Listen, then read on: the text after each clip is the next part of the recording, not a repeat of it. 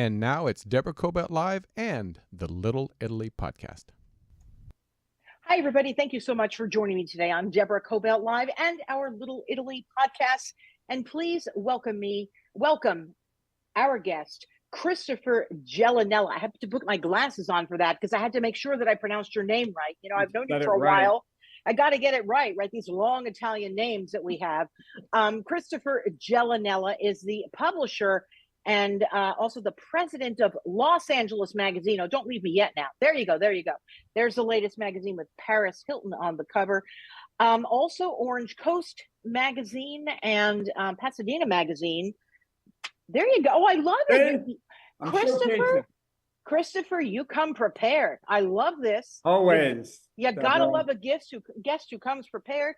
Also, we are both from New Jersey, so you're probably going to hear a little bit of a Jersey accent coming through. And we're both Italian, so this is being simulcast on our Little Italy podcast as well. And we all made our way here to Los Angeles, so there's a lot to talk about. Thank you for joining me, Christopher. Thanks, Deborah. Excited to be here, and this is amazing. Yeah, no, it's great. And we met down at the Italian American Museum in Los Angeles. There was a wonderful exhibit there, I think, on creative minds. That was terrific, and it's still happening down there. So please go take a look. But Christopher, I always like to dial it back, right? Because you weren't always this magazine magnet, right? You're a guy from Jersey. So let's dial it back a little bit about, did you always want to do this, be a publisher, as you were roaming through the Livingston Mall in New Jersey? I had no idea. I don't even know what I want to do now, Deborah. But anyway, back in the 70s and 80s, growing up in New Jersey, I always had a job. My first job was at a place called Silverman's. I put together the newspapers, put them out front for people to take and buy on Sunday. It was a weekend job. It was a lot of fun. I think I was like 13 when I did that. Then my big break came at Baskin-Robbins in the Livingston Mall. And I think, Deborah, we may have run into each other somewhere. I think either at Hot Sam's, Spencer's, Nathan's, but you name it. Or maybe I gave you a scoop of butter pecan ice cream. Who knows? And, worked there throughout high school, graduated. And, but New Jersey was such a fun place to grow up. It really was. We were played in the streets and went to public schools and had all our friends. And, it was just a very, really great place to grow up, I think. Right. Let's talk about Spencer's Gifts just for a second. Wasn't that the coolest place? Like all of my friends would meet at Spencer's Gift. They had like those really cool psychedelic things that you'd bring home and it would be, different colors on the wall. Writing, you touched it and then it did. Yeah, it was really cool. And it had a really interesting smell. I could probably still smell Spencer Gifts if I walked into a store blindfolded. I'd say I'm at Spencer's. Yeah, I miss that place. I miss a lot of stores that are no longer around, right? I don't even know if the Livingston Mall is still there. It's funny, back then there were no food courts. They just randomly put a restaurant anywhere, right? We had one called Maggie's Pub that my friend Evan Slater's parents owned. That was like in a random spot next to a hair salon. Then there was Lori's, which was another great place at the mall that was in the middle of, a shoe store. So it was kind of interesting. The malls back then we didn't have a food court. So now I think they do. Yeah, I didn't even think about it that way. But, so from Jersey, right, you made your way over to New York. I think that was one of your first jobs, right? Weren't you doing PR? Tell us about it. Because this all kind of led to where you are now. Sorry. I'll be quick. I'll give the elevator pitch. So after high school, I went to college in Wisconsin, studied political science, loved it in Madison, great place, totally different from New Jersey. And then I wound up getting a job as an intern in Washington, D.C. for Congressman Dean Gallo, who was our local congressman in New Jersey. And the weird thing is my grandmother, who lived in Parsippany, New Jersey, was at a Memorial Day parade, and she ran out in the middle of the street when she saw Dean Gallo and said, "Dean, hire my grandson for an internship." And little do you know, she got me the job. So I worked in D.C. for a summer. And, it was great, working on the Hill and doing fun stuff. And then my parents decided, we can't pay your rent anymore. You've got to get a real job, right? So the internships at that time didn't pay. So I wound up moving back to New Jersey, getting a job in New York City for a company called PIMS. And then within a year, they gave me a choice. You could move to Chicago or you can move to Los Angeles. And I said, I'm moving to Los Angeles. right? Oh, if you have the choice between hot and cold, and I spent many winters in the Midwest from being in college in Wisconsin, it was time to do something interesting. And I moved to LA in 1994, but when I came to visit, it was the same week as the OJ chase of June of 94, which was kind of an interesting time to be here. And I think you were out here around the same time, Deborah, right? Absolutely 100%. We moved here. I got a job at KCAL 9 and then Fox 11, had a baby, like all simultaneous. And John and I, because, my husband is a talk show host in LA, is actually one of the longest running talk show hosts in the country, still there. And we were newbies, right? We just got married, literally just got married, got the call to come to LA. We're like, here we come. And OJ, there were fires in Laguna, like all kinds of crazy things. And we're like, man, this place is nuts. Like we thought New York City was crazy, but holy, that OJ trial was something. But go ahead. Oh, wow. Yeah. So I wound up staying, and I wound up staying with, I don't know if you guys remember Ian Ziering, another New Yeah. Jersey guy. He was engaged to a gal I went to high school with. I wound up staying at Ian's house, which was also unbelievable to stay in the Hollywood Hills Oh, with yeah. a great actor at the time, great actor now too, not at the time. But 90210 was like the biggest show out. So I would go out to nightclubs and restaurants with him, and it was like, I'm getting all this attention. I love LA. This is a great It was place. fun. And then I wound up moving here in September, went back, packed up, and moved here in September. And, I loved what I did at the time. It was fun. It was a really good intro. I worked for a company called PIMS, and I worked for a really interesting woman named Margaret Foreman, whose family owned Pacific Theaters. And I learned a lot from her. She was a tough boss, but she always taught me first impressions are everything and always be on time. So those were two quality things I learned from my first boss. I knew her. Her kid went to school with my kid. I I can't think, believe that. yes, I yeah, can't believe I don't want to mention a kid's name, although he's in his 20s now. His name is Rafe. yeah, Nice young man, and very nice family too. Oh my goodness, what a yeah. What small a world. I small didn't know world. this about you. Oh my Yeah. goodness. And I Yeah, they learned a were. lot from her. I mean, she was tough. She was like the kind of boss where if you showed up, 2 minutes late after 9, she would, shut the door and sorry, sick day. So you learn to be on time when you had a boss like that. But years later, right before Wow. the pandemic, my family were out in the UK and we wound up having dinner with her and her husband, and just a great woman who really was the reason why I really came to Los Angeles, if you really think about it. Uh, Yeah. People that you But meet along the way. yeah, and I'm going to go back, go down memory lane with you a little bit if you don't mind, because I remember Sure. coming to LA then, and it was like so much fun. I was never ever, because now I'm a little apprehensive. I have to tell you, when I'm parking somewhere in Hollywood, like, oh gosh, is my car going to be safe? And am I going to be safe? I'm sort of navigating down, alleyways of everything. So back then, none of that happened, right? You just like plop your car somewhere on Melrose or on Hollywood Boulevard or whatever. It was a different time, wasn't it? Or sometimes I'm thinking, was I jaded? Is it that different? But it is different, isn't it? It was definitely different. It was kind of, I lived in the South Bay when I moved here. I was Yeah. in Hermosa Beach, Manhattan Beach. And back then it was almost like an extension to college. Like nobody opened Yeah. their door. You were invited to every party. You met people who were just graduating from college and, we're all starting in our 20s. So it was really a great time to be here. And I think LA in your 20s is really spectacular. But then, but I remember you're totally right. There were so many fun places back then, like Cafe Luna on Melrose. I remember Oh, going there. Cafe Maurice on La Cienega. All those fun. Shia Brasserie was the first restaurant I went to in LA when I first moved here, and I always loved Chai Venice, and it was always such a great spot. But man. You and I were hanging in the we're same going places. back. We are, Yeah. but it just seemed like an easier time, I guess. I hope that somehow LA can sort of manage to get back there. And by that I just mean in terms of us feeling safe here again, right? I mean, I have an Yeah. issue with that. That's my Right. personal thing, living here in LA. But anyway, so then what? So you're working for this company, you were working for Margaret, which is crazy. And how did you end up being like the publisher of all publishers? Like, So what happened was, obviously, it was a fun job working for Margaret at this company called PIMS, but I had met my wife at the time, who was my girlfriend, and she thought, you got such a great personality. You're so good with people. Maybe you could do something really interesting. Maybe get into sales. And I always felt like if you didn't have your own business or you didn't have a family business, sales was really the best thing to do to make your own destiny, create your own destiny. So my wife had brought home a copy of Angelino magazine at the time, Yeah. which had just launched.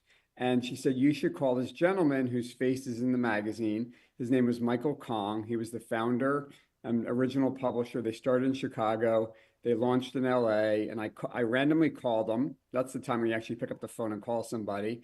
And I remember the conversation. I said, hi, Michael, I love your magazine. I'm a young guy. I'm looking to, get married soon. And my girlfriend thinks I'd be great at sales. And, and I understand salespeople get paid commission. So you kind of have nothing to lose, right? So if I don't bring in any sales, I don't get paid. So he said, all right, well, come on in. So I went in and we were right in that white building on Wilshire and Hauser. That used to be the E Entertainment building.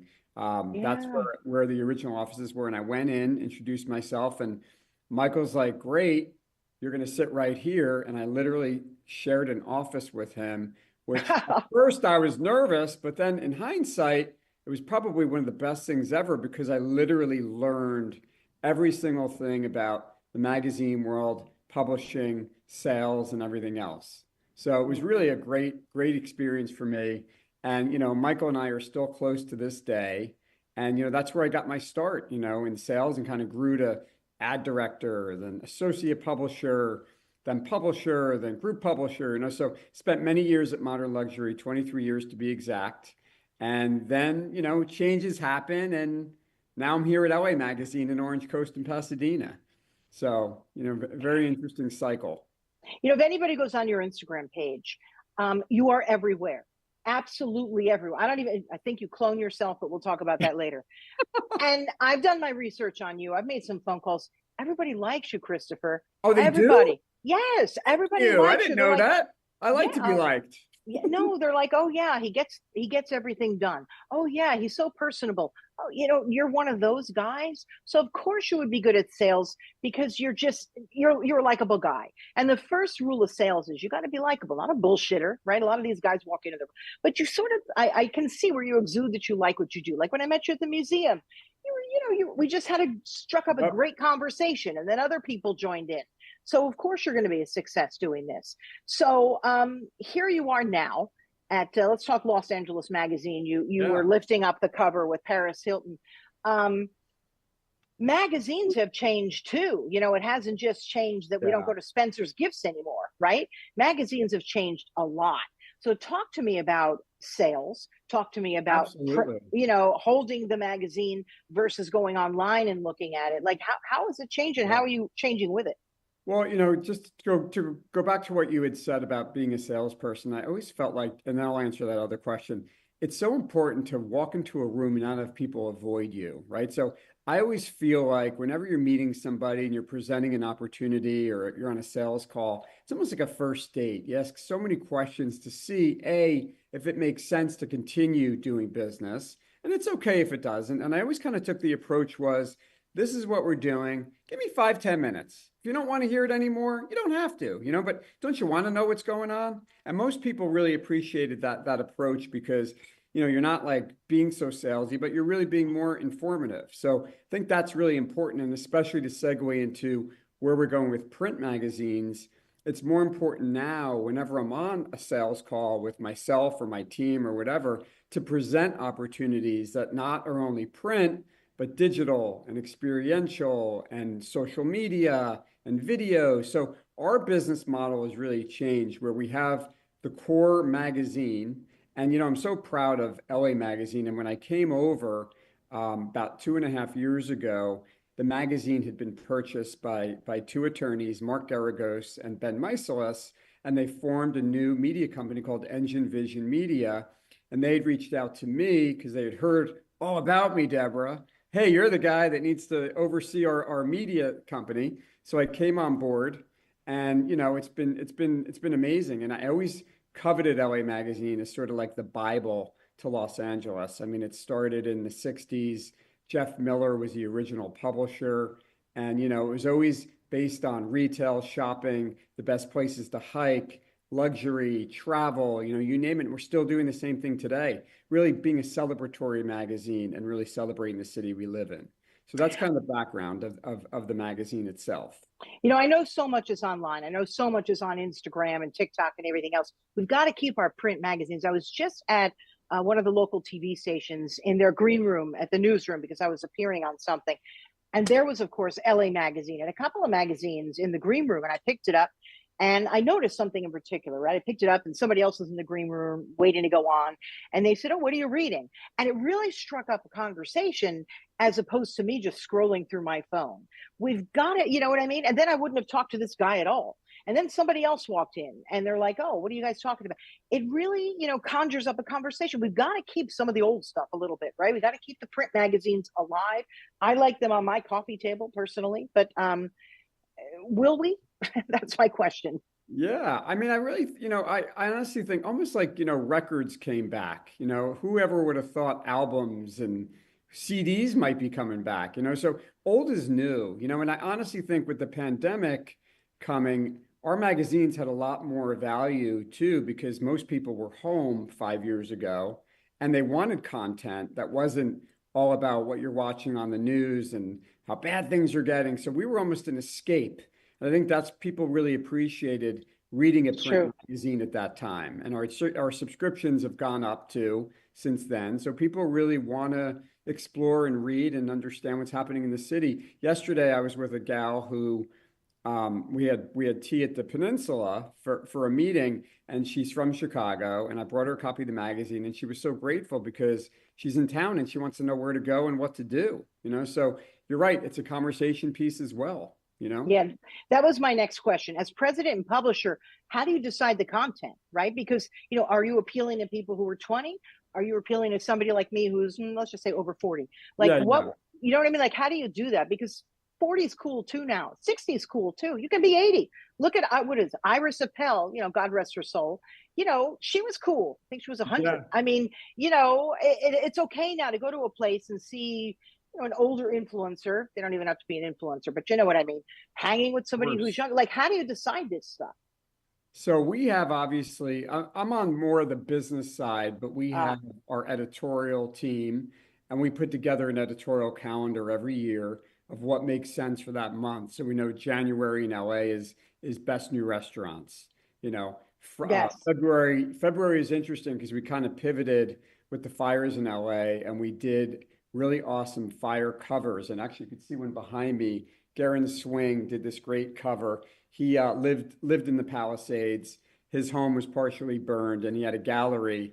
The Bruce, I can't remember which gallery it was. Bruce's gallery in the Palisades, but all his artwork was burnt down. But he created a cover. I had Mr. Brainwash create another cover, who's a famous LA artist. And then we had Robert Vargas, who actually has the Guinness Book of World Records for the biggest mural in town ever anywhere. He did another cover. So we kind of pivoted our editorial for February, which made sense. And people really appreciated these covers because they think they kind of were informative, but they also created some sort of beauty into what we were going through. And then March is our LA International Women's Month. So obviously LA Woman is a huge opportunity. And you're an LA woman, Deborah. So this year we wanted to honor women who were doing good during the fires. So we had fire chiefs, we had actresses, we had all sorts of different philanthropists. So Paris Hilton, her Malibu home had burnt down. And then 18 hours later, she raised $1 million for people in Altadena. So kind of taking somebody like Paris and looking at her in a different light. We're going to be honoring her at a luncheon later on in the month, or maybe early April, where she's our LA Woman of the Year. And then in Orange County, we followed suit as well with our Kick-Ass Women, which are obviously women in Orange County that are doing really great things for the world and for the community being honored. And then Pasadena as well. We have 4 firefighters who are female that are on the cover of Pasadena. So we're going to be honoring them at a luncheon as well. So kind of when you bring print and events together, that's kind of how that whole thing makes sense. And then obviously we go through like Best of LA is a big issue in August. We do a lot of food is really what people come to LA Mag for as well. We do a big Best New Restaurants event in January. We do another food event in October.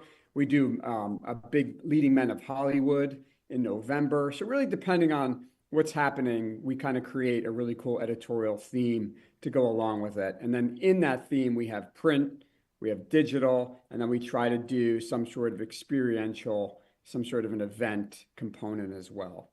And it all works really nicely together. By the way, before I forget, I'd love to attend any of those luncheons. Of course, I'll purchase a ticket. It's for a good cause. But let me know, because I'd really like to come. No, really definitely. We'd love to have you for sure. Yeah. And the events are great because, it's also important because in the magazine world, we're really connectors in the community. Yeah. And that's what we do best, right? So we'll bring people together like Deborah. You'll come to the Paris Hilton LA Woman of the Year luncheon. You'll meet all these different ladies and men, new ways for you to grow your both business profession and your friendships, So yeah. We try to find like-minded people that could come together to network together. So that's another reason why it's important to go to events, especially events like that we do. And I know that you really believe that in your heart. That's interesting because LA people are good people. A lot of my friends and family back in New Jersey who've never been out here are like, oh, they're LA people. And I'm like, they're people just like anywhere else in a small suburb in Jersey. Like, they happen to have a profession that might be different than yours, but they're hustling, they're working hard every day. Yeah, maybe some of the relationships are transactional, but many of them are not, right? What do you say to people back east who ask you about what it's like here? Go ahead. It's really interesting because I feel like, and not to keep going back to the fires, but I remember when they first struck in early January, I'd gotten so many phone calls and emails from friends back east saying, are you okay? And nobody really understood the landscape of LA where the fires were, they were close, but they weren't right exactly out my front door. So I think there was sort of the stigma that LA, everything is kind of in one place, but we're such a spread out community of all these wonderful different communities from like Long Beach to Malibu to Calabasas to Pasadena. Like we're so spread out. So it's kind of fun where it's kind of like a big suburb in a way where you have your downtown city vibe, but then you have all these other areas around that are, like different communities. So most people also think, I live in LA, I must be a movie star, right? Like nobody understands that, I get up in the morning and I look at what I need to do for the day. And, the business that I have to do is really based on, advertising sales and sponsorships for events and ways that we could create revenue so that we could keep going, So what you see on Instagram, it's fun, but, that's like a gist of what we really do. We're here to create relationships, let our customers' businesses grow. So I think back east, a lot of people just think, we're out here going to parties and doing this and that, but we're business professionals. Like we're working hard like everybody else. Where do you get some of your ideas, your business ideas? The advertising, the promotion. How do you do it? I always feel like, and when I came to LA Mag, yes, I am the president and publisher, but you kind of have to lead by example. So I always feel like you got to show the team what you can do, but you also have to get your ideas from the team. So I'm like very open. Everyone comes with great ideas during our meetings, and we kind of strategize together. Like, will this work? Will that not work? And it's okay if things don't work, right? We tried it at least. And I know like we created our Best of Beauty Awards, which is happening in September. That was a new initiative that we brought to the table here. Very successful beauty products. We bring a celebrity to be sort of a host. We do some editorial. We give out awards. We get sponsors. You could be there, Deborah, as our spokesperson for beauty because you are beautiful. But there's ways that we always create ideas and we all work as a team. So everyone has, an open mic to come up with ideas. And we all kind of go with them and say, this could work, this might not work, but hey, let's try it if it's something that we think could work, I noticed something about you. And look, I interview a lot of people the way you do, right? There you were on the red carpet, having a grand old time at the Oscars and everywhere else this season. You were everywhere. But why do people talk to you, Chris? I'm going to answer that. Because you're very likable. And I think that has a lot, really, it has a lot to do with success. Like, enjoy what you do. Give somebody else the stage for a minute, step aside and let them talk about themselves. And I have noticed, because I told you I did some research, you're great at that. And I think, again, Yeah. as an inspiration to others who want to sort of climb the ladder or open their own business, I think that has so much to do with being successful. A good attitude, like really, like if something doesn't work, all right, let me listen to my team. Let me try something else, instead of wallowing. Don't you think? If you were I agree. And it's funny you brought that up because, I started doing those red carpet interviews recently because I also felt like, obviously in our business, like we have different reporters and things but I feel like LA Mag, it's important for us to be out there because we are entertainment as well. So that's one of the reasons why I started doing it. But also when I was interviewing people, I also wanted to interview everyday people that were at the event. So someone who was maybe a stylist for a celebrity, who maybe would walk down and nobody would know who they were, so they wouldn't give them an interview. So I also like to learn somebody who looks cool and fun. I want to know who that person is. Like that lady had on a really cool dress and her hair looks spectacular. Let's see what her story is. And I always want to get everybody's LA story. And it's so funny because Deborah, I think we talked about this at one point where what is your LA story? What brought us all here? And I remember being a little kid and watching shows like Charlie's Angels and The Love Boat and Fantasy Island. I'm like, God, all those TV shows took place in LA. Like, I want to live in LA one day, right? So it's kind of funny that we're here now. And I remember having lunch one afternoon. I met Jacqueline Smith, who was like my icon of a woman back in well, still, she's such a beautiful woman, posters and all that. I lunched at her house one day. And she lives in Beverly Hills. And I remember saying to her, wow, like, where did you film Charlie's Angels? And she said it was at the Fox studio lot on Pico and Century Park East. And I'm like, so I literally like went through her commute to work, where it was literally like 5 minutes from her house, right? But as a kid growing up in New Jersey, you're like, this is so exciting. Like, wow, this woman's like all over the place. But the movie industry is always what I think fascinates a lot of people about coming to LA. Whether you want to be in it or you just want to like see how it works. Come on, these people were, and to a certain extent are to so many, larger than life. And by the way, literally, because you're going to the movies and you're looking up at this larger than life person thinking, wow, this is a job. This is what people do. And the answer is yes, and if people still want to come out here and work in the business, I say, come on out, because that's another thing. There's a lot of bad PR about LA, like, oh, the business is leaving. Oh, this is happening. You don't want to go there. Baloney or bullshit. I think that there's such great creativity here. I interviewed someone not too long ago, and she was saying, this is where collective minds are. You might go shoot somewhere else, maybe, although I'd like to keep the shooting here. But this is where a lot of the collective minds are, right? At a coffee shop, wherever. What do you say to that? Oh, I 100% agree. I think there's so much creativity in this town. It's unbelievable. And it's almost like a fishbowl of great minds that have come together. And I've met some of the most creative people and intellectual people in Los Angeles and even in Orange County too. I mean, you just meet some really, because we all kind of came here from different places. I mean, there's a lot, it's a melting pot of different cultures and different people from all different places. So it's kind of a unique environment. And I think we're really lucky to be here. And, it's funny when I'm a person who goes back and forth, but when we're talking about what people back east think, I remember when I first moved here and I had friends that come to visit, everybody just wanted to see a celebrity, right? Like that was it. Who can I see? Where can we go? And I remember I took one of my friends to Chaya and we walked in and my friend was like, oh my God, turn around. It was Ricardo Montalban from Fantasy Island. So you remember like who you saw where. Like I remember seeing Nell Carter at like a Coffee Bean. I remember seeing John Ritter at Starbucks and we were talking about like what happened to people just ordering a regular coffee, and I remember having that conversation. And I met John Ritter's son. He was one of my neighbors a couple of years ago. And I told him that story. And he was like, wow, my dad would always talk about that. So it's interesting how, growing up in New Jersey and coming out here and you actually meet the celebrities and you have regular conversations with them, it's an everyday thing. It's their work. You go hiking, there they are. You go to Starbucks. First celeb I saw, I had my sister-in-law out here. And she really wanted to see somebody. And we're driving into Hollywood. I'm like, this is not where you're going to see them. They do not just walk along, Hollywood Boulevard looking at the stars on the sidewalk. This is not where they are. Anyway, so she wanted to go. So we stopped. We were at a Starbucks and boom, there was Jennifer Aniston. I thought she was going to drop dead. Not Jennifer Aniston, but my sister-in-law.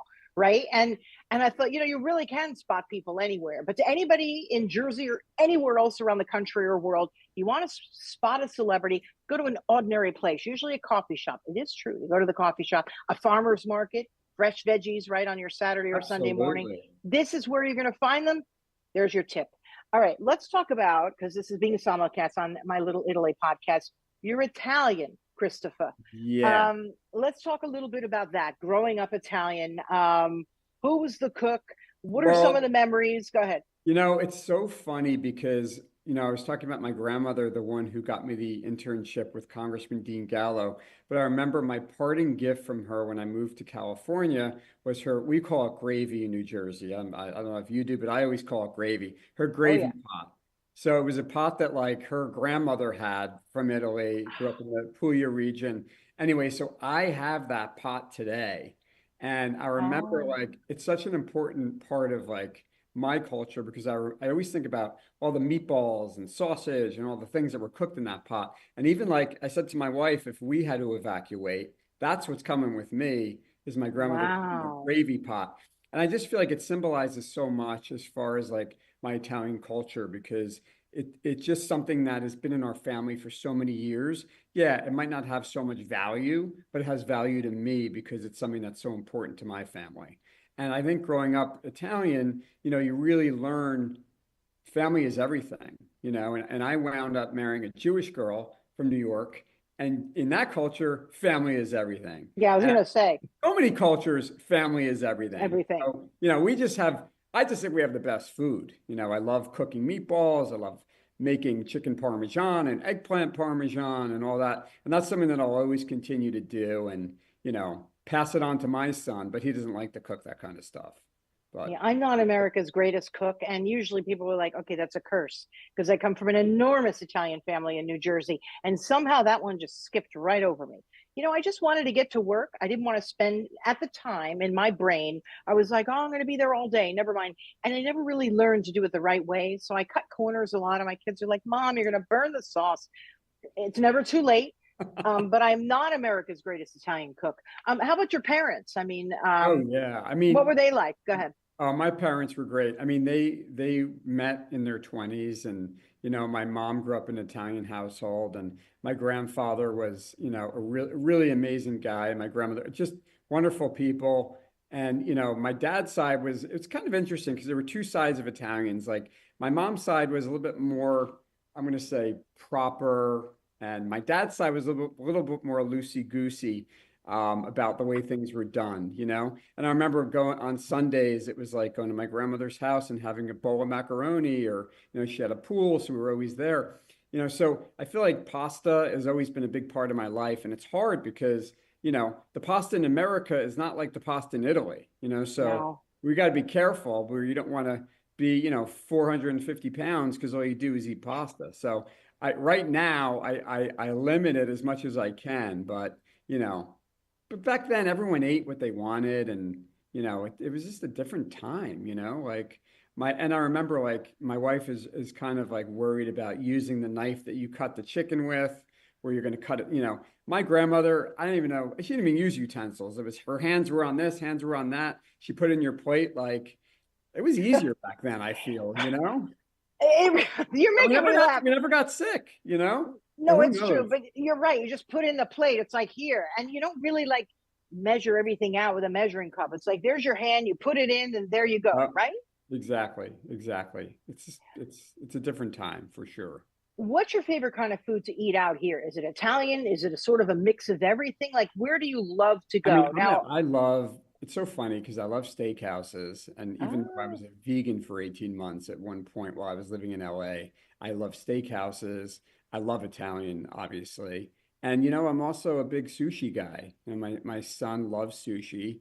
And we spend so much time experiencing all the different sushi restaurants in California, so those three I think are my top, and it's funny, and Mexican food, when I grew up in New Jersey, we didn't have any Mexican restaurants. We had Taco Bell. No, we didn't. When I first came to LA, I was like, oh my God, there's Mexican. It was so interesting. I never had an avocado before until I moved to LA, right? Like it's crazy when you think about where we grew up in New Jersey. Like they didn't have avocados in the 70s and 80s. They probably do now, but back then nobody heard of an avocado.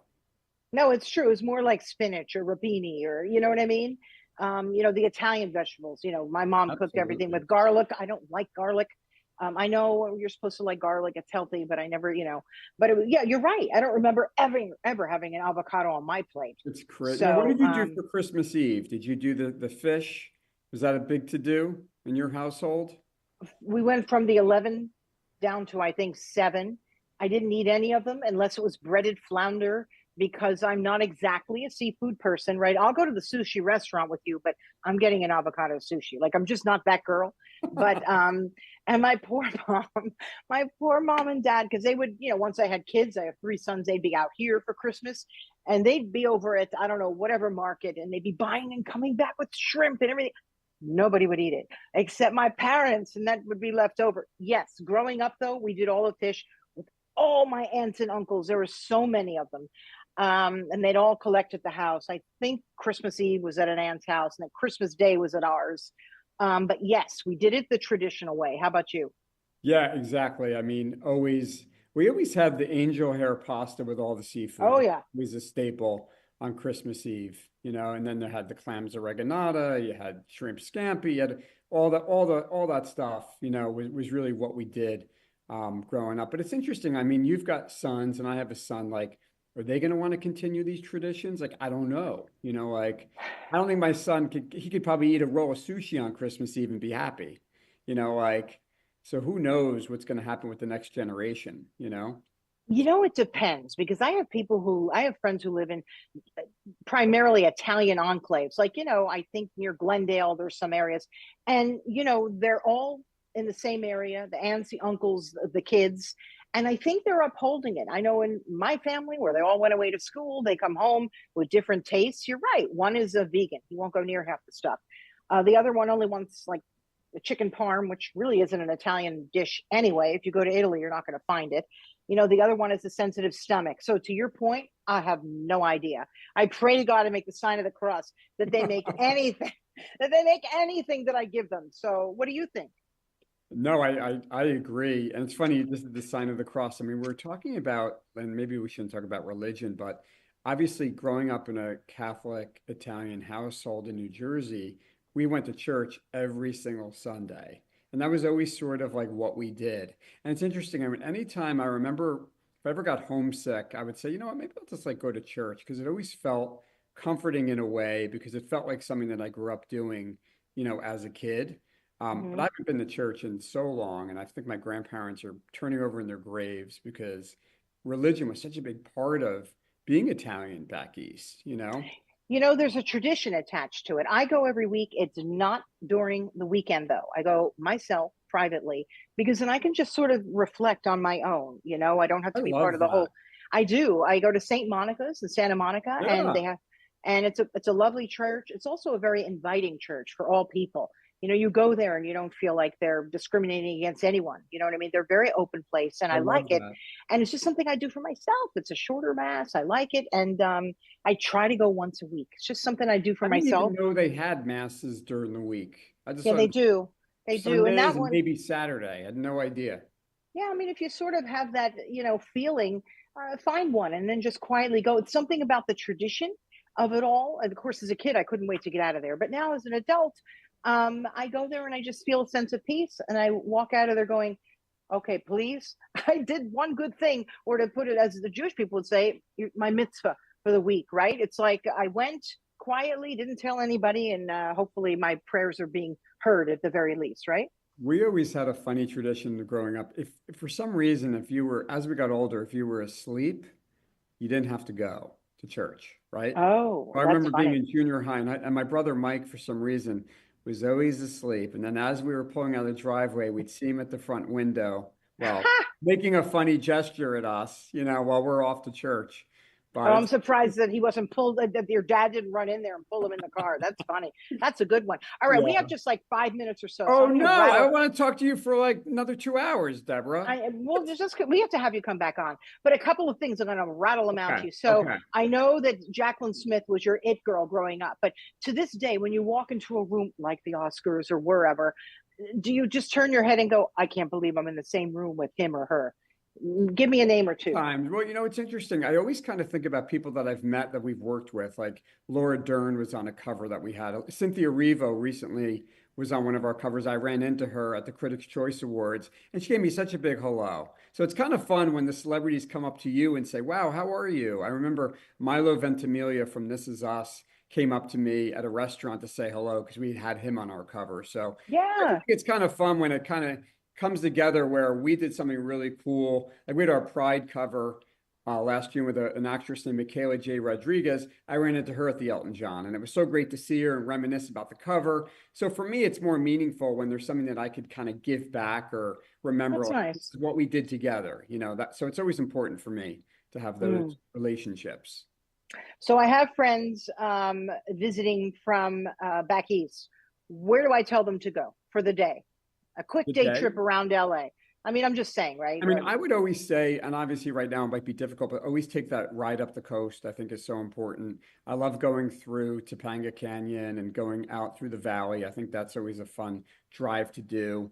I always say, make sure you make your way to either a place like Musso and Frank in Hollywood.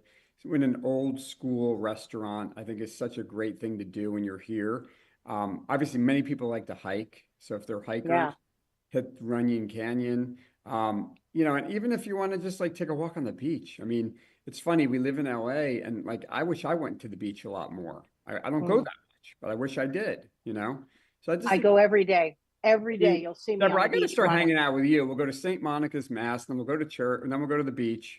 Like that's what I want to do sometimes. You'll actually find me. That's what I'll do. I'll actually be on the beach going for, a nice walk or slight run.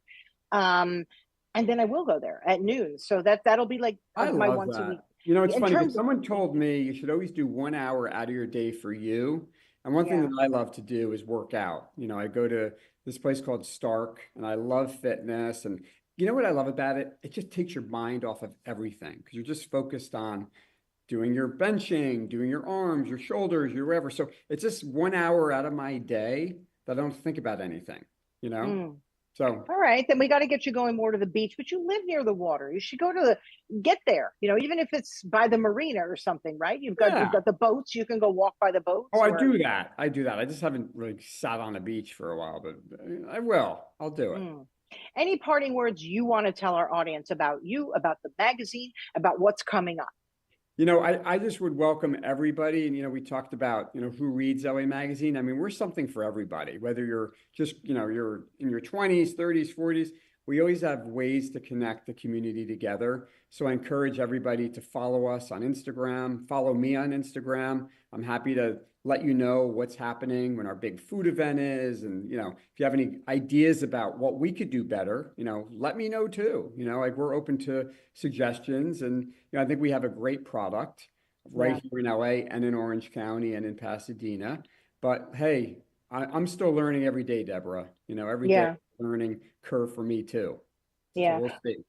Great product that's well-rounded, honestly, and the photography is gorgeous. It's a beautiful magazine. They all are. Pasadena as well as Orange Coast. So if you don't subscribe, go and subscribe. I mean, it's so reasonable anyway. How do you not? And because here's my parting word. So Lisa Ann Walter from Abbott Elementary, she's Italian. I'm challenging her to a meatball contest. So we have a restaurant down here at Engine 28 restaurant down here in downtown LA. So Lisa's going to be cooking. She's obviously a great cook, but we shall see who's got the extreme meatball. So I challenge you, Lisa and Walter, to my meatball challenge. So Deborah, you'll have to come and experience that. Challenge on. I love this. Yeah. I'm going to talk about that on my pages too. Absolutely wonderful. Thank you so much. Deborah, thank you. Christopher Gialanella. You are a delight. You're a bigger gem. How's that? But we're Jersey people. So, when us Jersey people stick together, like my engineer, Tony said, we where's the accent? Now, here we go. Thank you so much for joining us on our Deborah Kobylt Live and Little Italy podcast. It's really been a delight. Pick up the magazine, LA Magazine. There is nothing like a print copy of a magazine. You could do them the whole time. Hold up the other ones too. Oh, okay. Got Orange Coast. Yeah. Pasadena, and you have LA. Yeah, I love them all. I haven't. They're wonderful. Absolutely terrific. You do a marvelous job. Thank you, and I'm Deborah. just grateful that you came on and shared a little bit about your life and your journey, because, you know, if you have a dream, you can make it. And, you know, you're a guy who was living that, right? You grew up in Jersey, you know, working at the malls, always sort of looking at LA as this place that would be fascinating to work at. And here you are now, the president of Publisher of 3 incredible magazines, Los Angeles Magazine, Orange Coast, and Pasadena. So, Christopher, thank you so much for joining us. Thank you. And please find our shows on YouTube, on Facebook, then as an audio version on iHeartRadio app and all kinds of wherever you get your podcasts, you can listen to it. And then we post promos about our interview on Instagram as well in days to come. So please look for that. And like I said, pick up your magazine too. Thank you, everybody, for joining us. I'm Deborah Zara Kobylt, and we'll see you next time. Bye-bye. Bye.